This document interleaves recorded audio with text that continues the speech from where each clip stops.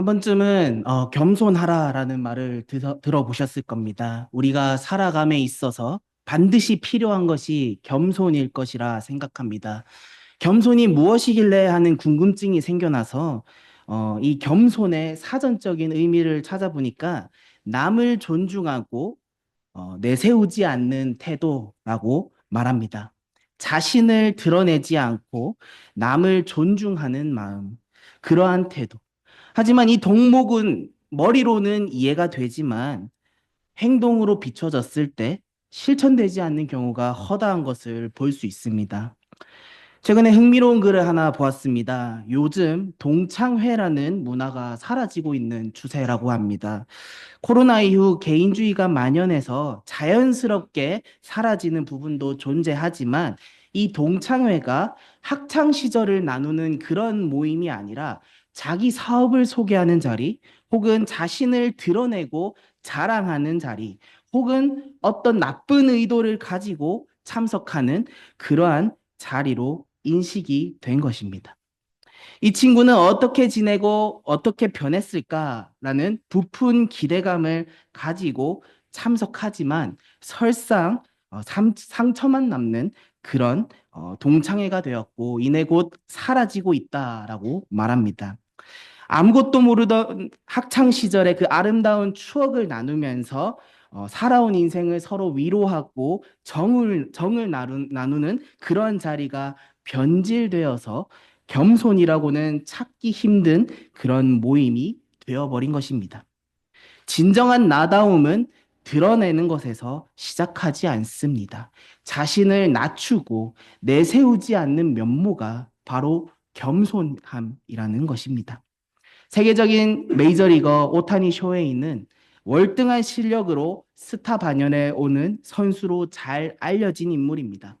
투수와 타자를 겸하는 전후무후한 타자로서 흔히 이도류라는 별명을 가진 선수이기도 합니다. 또한 뛰어난 실력과 함께 그에 못지않는 인성을 소유하고 있어서 많은 이들에게 사랑을 받는 야구 선수이기도 합니다. 경기에 인터뷰를 할 때도 자신을 드러내기보다 팀과 팀원들의 도움이 가장 컸기에 이길 수 있었다라고 답하기도 하면 경기장에 떨어진 휴지나 담배꽁초를 주워 자신의 주머니에 넣어 두었다가 경기 이후에 버리는 그러한 작은 습관으로도 유명한 선수입니다. 팬들이 묻습니다. 왜 그런 일을 하느냐라고 물었을 때 오타니는 이렇게 대답합니다. 좋은 선수는 좋은 사람이 되어야 한다고 어머니께 배웠습니다라고 답변하기도 했습니다. 겸손이 그를 만들었고 그 겸손을 통해 많은 사람들이 존경하고 애정하는 그런 선수가 될 수 있었던 것입니다. 투수와 타자를 겸하는 이도류 오타니는 실력과 인성까지 겸비한 이도류 오타니로 사랑받고 있다는 것이죠. 세상에 어떤 겸손이 우리의 마음을 사로잡는다 하더라도 예수님의 그 사랑, 그 겸손을 따를 수 있는 자는 이 세상에 없습니다. 예수님은 이 왕으로서 이 땅에 오셨지만 왕으로서 권위를 드러내기보다 오히려 낮아지셨고 초라한 나귀를 타고 들어오심으로 진정한 자기 낮춤, 근본적인 겸손을 보여주고 계십니다. 오늘 이 말씀을 함께 나누며 예수님께서 보이신 그 겸손이 어떤 것인지 한번 살펴보길 원합니다. 첫 번째로 예수님의 그 겸손은 철저히 준비된 순종이었다는 것입니다. 본문 말씀 2절입니다. 이르시되 너희 맞은편 마을로 가라. 그리로 들어가면 곧 아직 아무 사람도 타보지 않은 나귀 새끼에 매여 있는 것을 보리니 풀어 끌고 오너라. 예수님께서는 제자들에게 구체적인 명령을 주십니다. 맞은편 마을로 가서 매여 있는 나귀 새끼를 풀어오라는 명령입니다. 이 명령은 어쩌면 단순해 보이는 명령처럼 보이지만 결코 단순한 심부름이 아니었던 것이죠.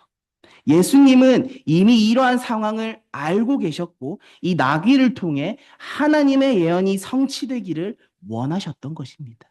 스가랴 9장 9절 말씀에 이렇게 말합니다. 보라, 내 왕이 내게 임하시나니 그는 공의로우시며 구원을 베푸시며 겸손하여서 나귀를 타시나니. 예수님이 나시기 수백 년 전에 기록된 이 예언의 말씀을 실현하려고 하신 것입니다.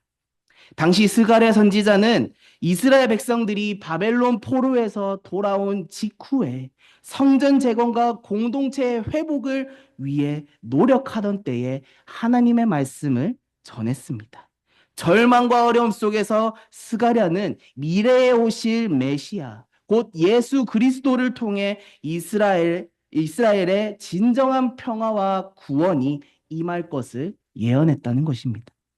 예수님의 이 명령은 단순히 나귀 새끼를 끌고 오라는 즉흥적인 감정이 아니었던 것이죠. 철저히 말씀 위에 세워진 준비된 겸손이었다는 것입니다. 또한 아무도 타보지 않는 나귀는 구약의 제사나 왕의 의식을 위해 구별된 것을 상징하는데, 이와 같은 예수님의 모습은 철저히 구별된 사명을 위한 준비였던 것입니다. 예수님의 이 겸손은 단지 외적인 태도나 행동이 아니라 철저히 하나님의 뜻을 따르기 위한 준비였던 것입니다. 어느 시골 교회에서 묵묵히 화장실 청소를 하시던 한 권사님이 계셨습니다. 아무도 관심을 가지지 않는 그곳에서 늘 기도로 그 화장실 청소를 감당하시고, 심지어는 손수 물 청소까지 마다하지 않고 열심히 헌신하셨다고 해요. 그리고 교회 리모델링이 있던 어느 날 교회 용품을 새로 드리고 정리하던 때에 권사님의 그 노력과 헌신이 알려지기 시작했고, 교회는 이에 공로를 인정하며 감사패를 전했다고 합니다. 많은 분들이 권사님께 이렇게 대답합니다. 너무 수고 많으셨습니다. 너무 감사합니다. 라고 말을 전합니다. 그때 그 권사님은 많은 분들 앞에서 이렇게 대답합니다. 저는 그저 하나님 앞에 준비된 자가 되고 싶었을 뿐입니다. 사랑하는 여러분, 겸손은 드러나기보다 준비되었을 때 가장 진실된 모습으로 나타난다는 것입니다. 저와 여러분 각자 자신에게 물어보길 바랍니다. 나는 지금 어떤 겸손을 준비하고 있는가? 누군가 앞에 무릎을 꿇기 전에 하나님 앞에 무릎을 먼저 꿇고 있는가? 삶의 결정 앞에서 내 의지가 아닌 주님의 뜻을 먼저 묻고 있는가? 겸손은 선택이 아닌 준비입니다. 예수님과 같이 우리는 겸손을 위해 마음의 준비, 말씀의 준비, 기도의 준비를 해야 한다는 것입니다. 지금 내가 서 있는 자리가 하나님께 순종하기 위해 얼마나 준비된 자리인지 다시 점검해야 된다는 것입니다. 예수님께서 보이신 두 번째 겸손은요, 세상의 기대를 넘어서는 용기라는 것입니다. 오늘 본문 말씀 7절과 9절 말씀입니다. 나귀 새끼를 예수께로 끌고 와서 자기들의 겉옷을 그 위에 걸쳐두매 예수께서 타시니, 9절, 앞에 가고 뒤에 따르는 자들이 소리 지르되 호산나 찬송하리로다 주의 이름으로 오시는 이여.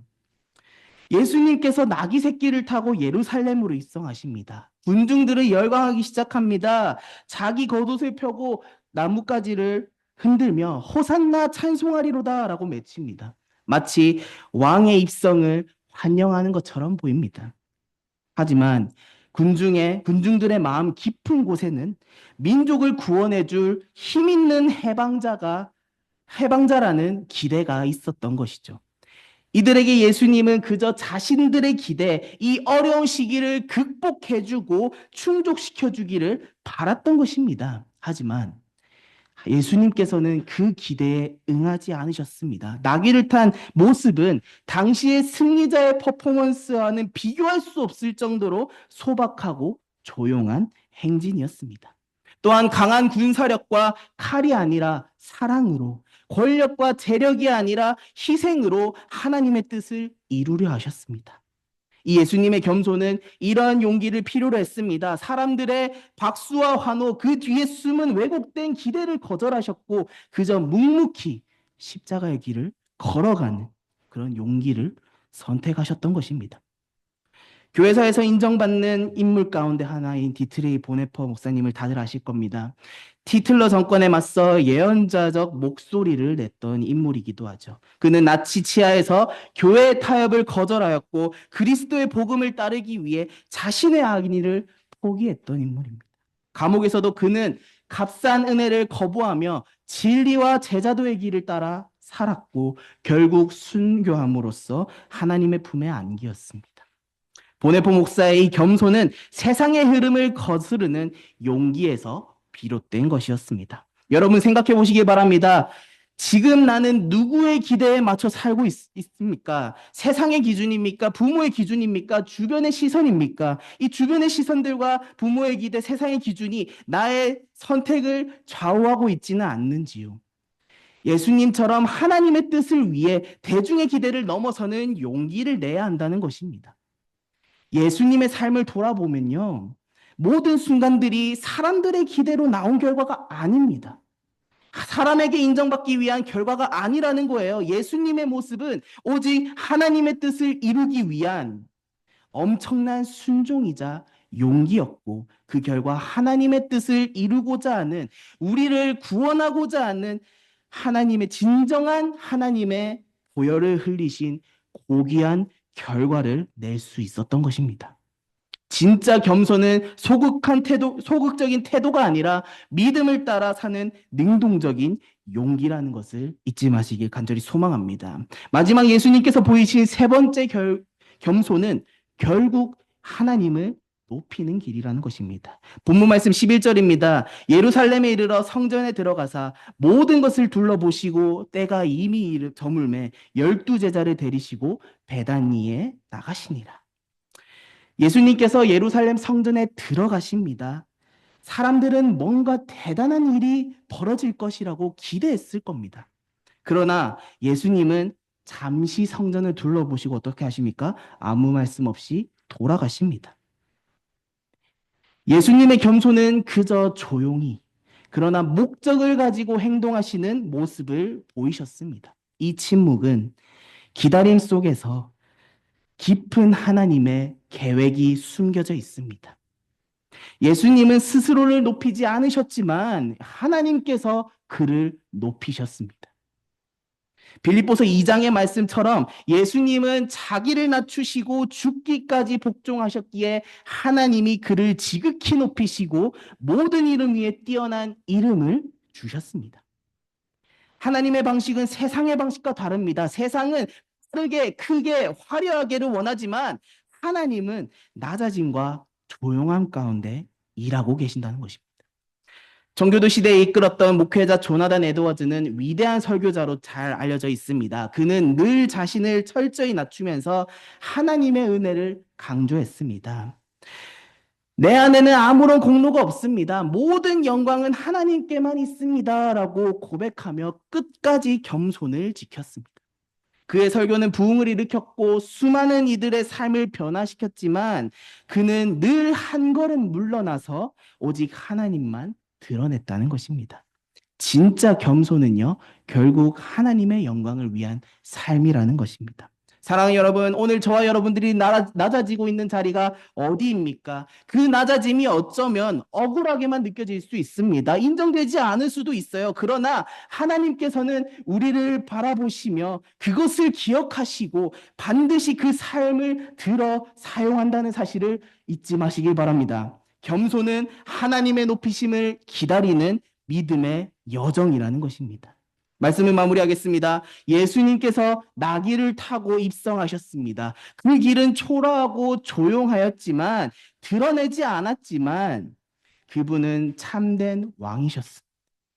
그 겸손은 준비된 순종이었고 세상의 기대를 거절한 용기였으며 결국 하나님께서 높아지시는 길이었다는 것입니다.